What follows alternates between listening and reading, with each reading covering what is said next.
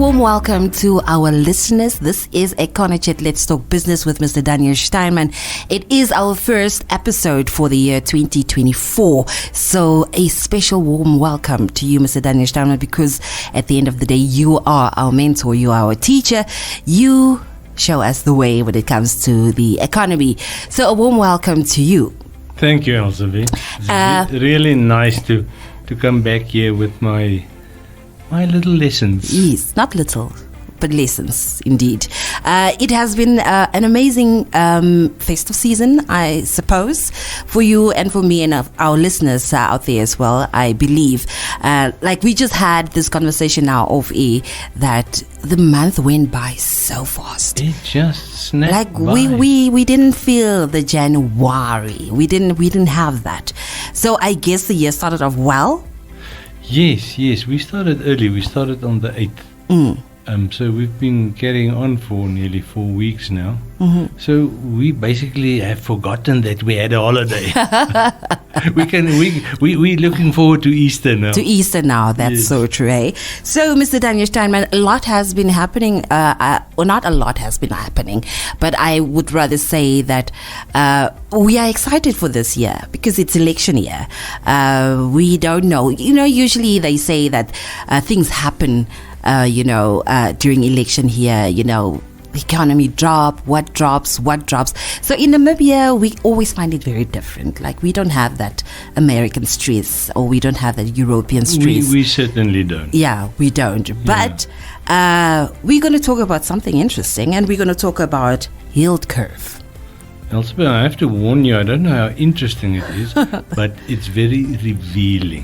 Very much. As I explained to you, if you understand the yield curve and what it shows you, you get a good grasp of the economy in one glimpse. You just need to look at that graph or those graphs, and you quickly get an idea, first of all, what's cooking in the capital market, but then secondly, you infer from that what's happening in the broader economy. Yeah. So I first need to explain in as untechnical manner as I can what the yield curve is. And this has all got to do with what we call the capital market. And the capital market in Namibia, for all practical reasons, is government debt. So the government issues debt through a few instruments. One is in the money, or two or three of them are in the money market. That is short term.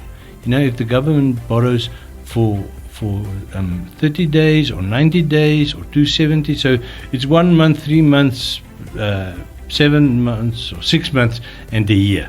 That is those are debt instruments that the government employs, the Ministry of Finance through the Bank of Namibia, with regular weekly auctions. We call them Treasury Bill auctions, TB auctions, and that is for the short-term cash flow. Okay.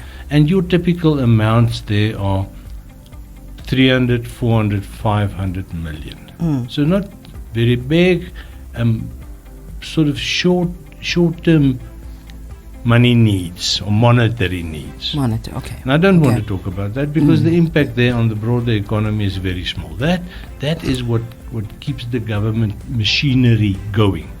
Because you have to remember one thing, and I've explained this in the past, but it's something that one often overlooks, is that you can't switch off the functioning of the country. The government's management function is continuous. Yeah. You can't say at the end of March, okay, now we everything shuts down, we're taking a breather, we're looking at the budget, and then we 2-3 days or a week or two into the new year, now we start again. Yeah. Doesn't work like that. Of course not.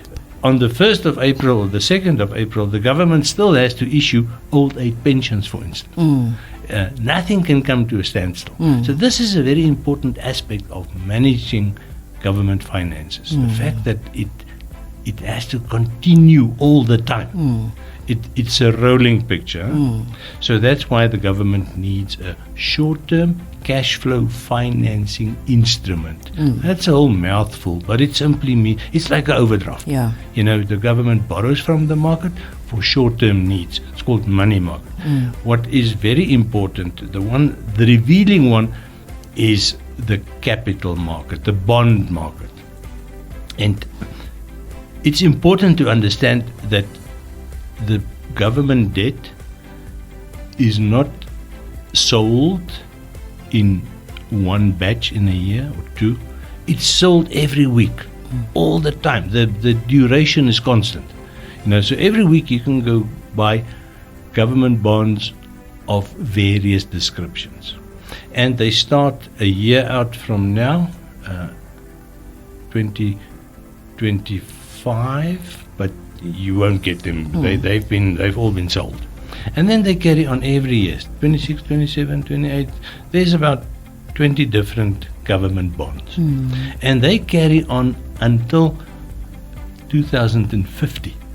Sure. That is nearly 30 years from now. We call it GC. The official designation for Namibian government bonds is GC. Okay. So when you talk about GC 50, you're talking about a government bond, a debt instrument that the government is selling now, not all in one go, incrementally. Okay. There's what you call a ceiling to it.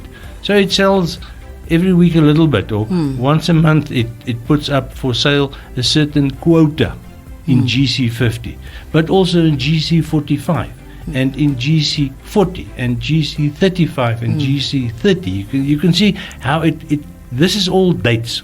This all referred to different years. So the bond market is spread over many years, starting from next year, 25, going on to 2050. Yeah, and we call it a maturity profile. And it's very important how much debt is due in any particular year, because the government has to budget for that in advance. Now, when you as an investor with your fat salary go to your broker and you tell them, I want to buy some government bonds for my pension, they actually put in a bid on your behalf in multiples of $10,000. And the brokers, they're all dealers in the market, so they're very familiar what sort of is an acceptable level.